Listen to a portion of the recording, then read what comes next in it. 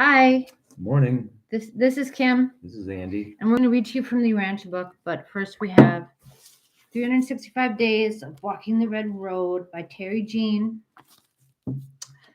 Today's January 23rd, and we're honoring Frederick Remington, who was a non-native artist and sculptor. And he depicted in his works of art Native American subjects in a very dignified way. He lived from 1861 to 1909,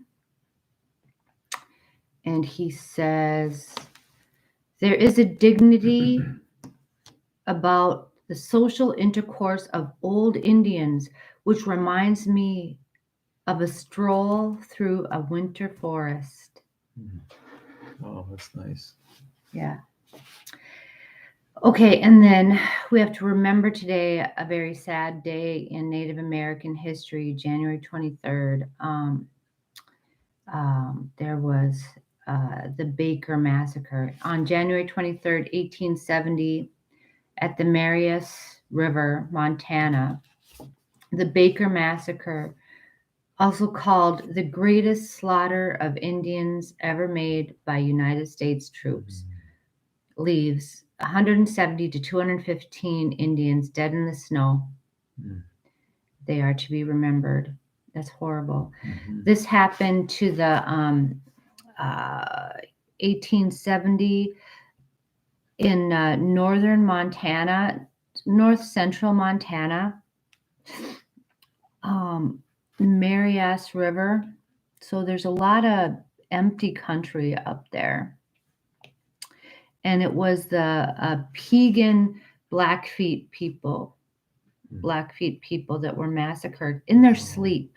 Wow. For why? Just like, okay, it's Indian camp there, we got to go, I don't know who perpetrated this massacre. Well, the 7th, everybody talks about the 7th Cavalry, right? United States Army. Perpetrators, United States Army. Yeah, no, that's not what I want.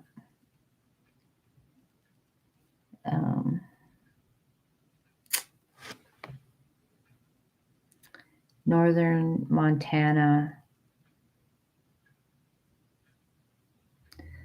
Oh, Baker. It was a Baker.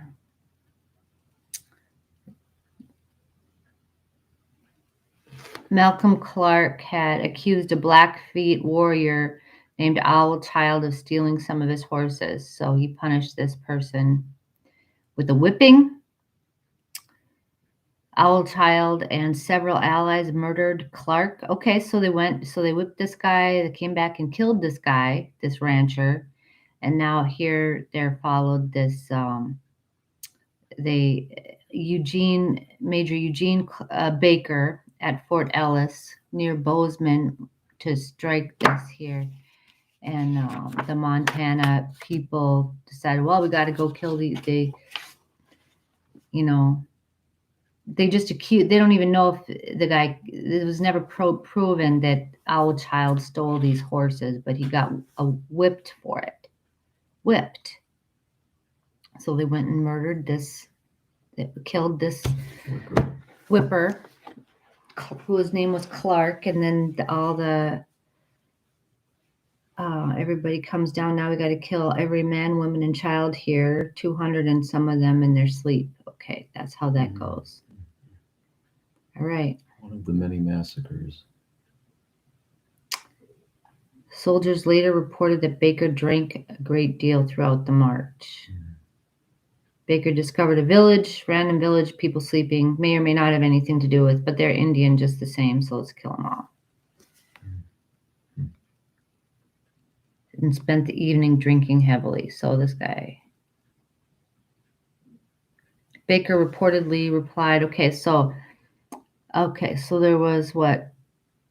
Kip rushed to tell Baker that they had the wrong group, but Baker reportedly replied, that makes no difference, one band or another, they're all Piegans and Blackfeet, and we'll attack them. So it don't matter if it's the wrong group of people. who had to do with this rancher. Okay, Baker's soldiers began blindly firing into the village. Okay, here, this is a different estimate. Okay, by the time the brutal attack was over, Baker and his men had, by the best estimate, murdered 37 men, 90 women, and 50 children. 50 children. Okay, well, that's about 200, close to 200. Okay.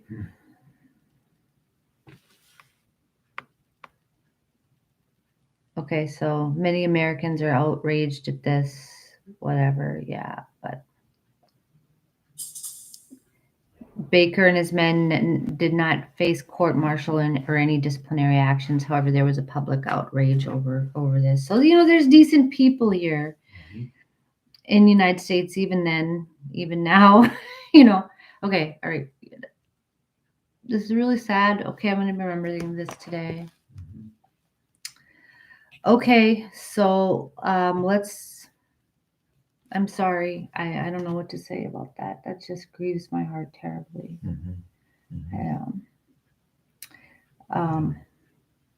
Yeah. Maybe a moment of silence to remember those slaughtered at the Baker Massacre today.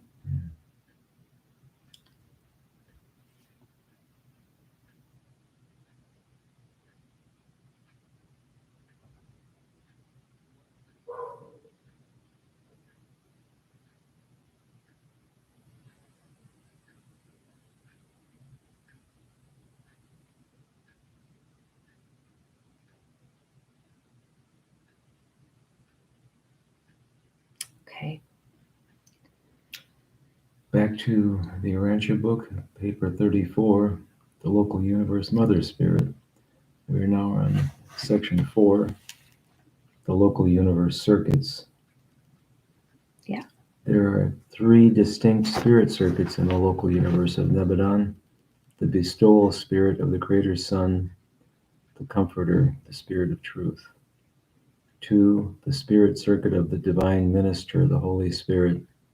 And 3, the intelligence ministry circuit, including the more or less unified activities but diverse function of the 7 adjutant mind spirits. Mm-hmm. So Creator's Son circuit, Divine Minister, the Holy Spirit circuit, and the 7 adjutant mind spirits. Okay, so these are circuits that are centered in Salvington, right? In the capital of Nebadon. Okay. Because the other place, when it talks about the personality or the in Paradise, there's the main circuits centered in Paradise, which is different. I think that's a different thing. Okay, go ahead. The Creator's Sons are endowed with a spirit of universe presence, in many ways analogous to that of the 7 master spirits of Paradise. This is the Spirit of Truth, which is poured out upon a world by a bestowal son after he receives spiritual title to such a sphere. This bestowed Comforter is the spiritual force which ever draws all truth seekers towards him who is the personification of truth in the local universe. This spirit is an inherent endowment of the Creator's Son, emerging from the divine nature, just as the master circuits of the grand universe are derived from the personality presences of the Paradise deities. The Creator's Son may come and go, his personal presence may be in the local universe or elsewhere, yet the Spirit of Truth functions undisturbed, for this divine presence, while derived from the personality of the Creator's Son, is functionally centered in the person of the Divine Minister. Oh, that's interesting. Well, it should continue. The universe mother spirit, Excuse me. however, never leaves the local universe headquarters world. The spirit of the Creator's Son may and does function independently of the personal presence of the Son, but not so with the personal spirit. Okay. With her personal spirit. With her personal spirit. Okay. The universe mother spirit never leaves the local universe headquarters world. Okay, the creator son, spirit of the creator son, remember he's like popping in and out all over. Mhm. Okay, man does function independently of the personal presence of the son. But not The so. eternal son, or this creator son, spirit of the creator son, but not so with. Okay, so the Holy Spirit of the divine minister would become non-functional if her personal presence should be removed from Salvington. Her spirit presence seems to be fixed on the universe headquarters world, and it is this very fact that enables the spirit of the creator son to function independently of the whereabouts of the sun. Okay, sun. Does that mean the eternal sun? I'm not sure what they're talking about there. I'm assuming it's creator son. Well, here, but there's the creator sun. Here's a creator sun to function independently of the whereabouts of the creator sun. The spirit of the creator son to function independently. Oh, so that means the spirit of truth. Functions independently of wherever the creator son is. The truth remains present. Oh, okay, okay, okay. But the spirit of this Holy Spirit of the Divine Mother, for that to work, she's got to stay in Salvington more or less, because she's more attached to space, or she's like, I don't know, something like that. Space-oriented. Yeah, something like that. The universe mother acts as the universe focus and center of the spirit of truth, as well as of her own personal influence, the Holy Spirit. So I'm thinking of that her presence as the nucleus of the atom. It's got to be kind of fixed in the middle of everything for the rest of everything else, the space and the electrons to function. Okay, is that a good analogy? Sort of. Move on. Okay, the creator father, son, and the creative mother spirit both contribute variously to the mind endowment of their local universe children. But the creative spirit does not bestow mind until she is endowed with personal prerogatives. The superevolutionary orders of personality in a local universe are endowed with the local universe type of the superuniverse pattern of mind. The human and the subhuman orders of evolutionary life are endowed with the adjutant spirit types of mind ministration. Okay? The 7 adjutant mind spirits are the creation of the divine minister of a local universe. These mind spirits are similar in character but diverse in power, and all partake alike in the nature of the universe spirit, although they are hardly regarded as personalities apart from their mother creator. The 7 adjutants have been given the following names: spirit of wisdom, spirit of worship, spirit of counsel, spirit of knowledge, the spirit of courage, the spirit of understanding, and spirit of intuition, of quick perception. Okay, so that's like, those are like the spirits that help guide our mind, our before we're pre-human or pre-personality, before it guides us to higher levels of development, right? So if we're human, we have the last 2, the worship and wisdom, right? We So have all 7, don't we? we have all 7, yeah. But if you're like, I remember I talked about my cats, and I said, but my cats are really great. And they said, well, they probably have the first 5 of those. Okay. But then it takes more, like, better hardware or something for the other ones to inhabit or something. These are the 7 spirits of God, like lamps burning before the throne, which the prophet saw. Which the prophet saw in the symbols of vision. But he did not see the seats of the 24 sentinels about these 7 adjutant mind spirits. This record represents the confusion of 2 presentations, one pertaining to the universe headquarters and the other to the system capital. The seats of the 24 elders are on Jerusalem, the headquarters of your local system of inhabited worlds. But it was of That's from Revelation. But it was of Selvington that John wrote, and out of the throne proceeded lightning and thunder and voices, the universe broadcast to the local systems. He also envisioned the directional control creatures of the local universe, the living compasses of the headquarters world.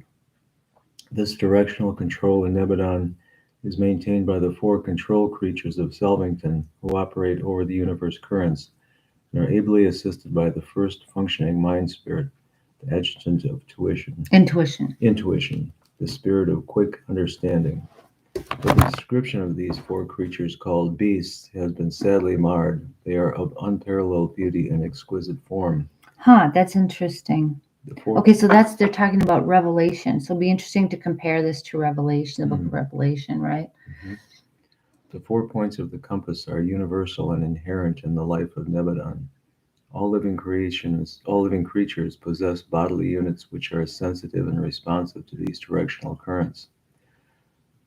These creature creations are duplicated on down through the universe to the individual planets, and in conjunction with the magnetic forces of the worlds, so activate the host of microscopic bodies in the animal organism that these direction cells ever point north and south. Thus is the sense of orientation forever fixed in the living beings of the universe. This sense is not wholly wanting as a conscious possession by mankind. These bodies were first observed on Urantia about the time of this narration. Okay, so that's interesting. So they were first, these direction bodies, or like cells here that fixed directions. So that gives us a sense of direction or something. I'm not sure. What do you think of that? Moral direction, possibly. But I've too many people get too lost for it to be physical direction. You think people get, yeah, okay, I see what you mean. I don't think it's a physical. I mean, it's important to know the directions to live successfully on your rancho. I Okay, think this is not talking necessarily about north-south, literally. they're not. The points of the 4 points of the compass are universal and inherent in the life of Nebadon. Okay. I don't know about other planets in Nebadon. It certainly applies to Urantia. Okay. Creature creations are duplicated on down through the universe to the individual planets. Okay. I don't know. I think it's like spirits of the 4 directions. I don't know. I don't know. Don't know, but we need to be. We have to go. Andy worries about being late all the time. Anyway, okay, that's not unfounded today. So we're going to go, and thank you for being with us today. All right. Okay. Have a great day. Okay. Bye. Bye.